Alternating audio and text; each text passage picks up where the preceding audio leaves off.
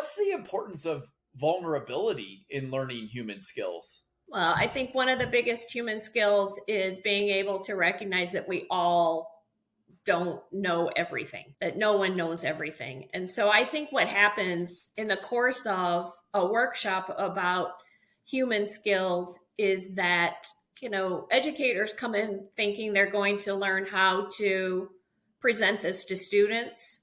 But what also happens, and it happens for me as well in these workshops, is that we start to understand ourselves and our colleagues even more. And that vulnerability comes out when you're talking about a skill of, organization. And as you're talking about that, somebody said, well, I'm not very organized.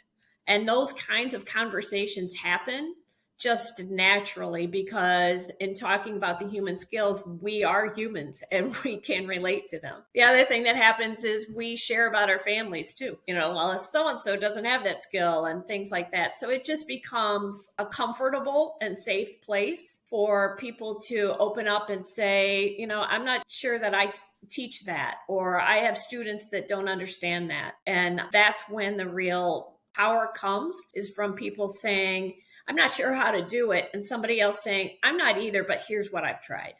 I understand now what you mean by vulnerability and learning from each other, putting your guard down. I mean, that seems like a very powerful skill to have. Well, because everybody has tried something, they have ideas, and that's where things come. You may not use that idea to the letter, but it sparks another idea for you, because we ask our kids to be vulnerable every day in the classroom. We ask our workers to be vulnerable and to learn and to understand how to work through. It's great because our teachers do it too.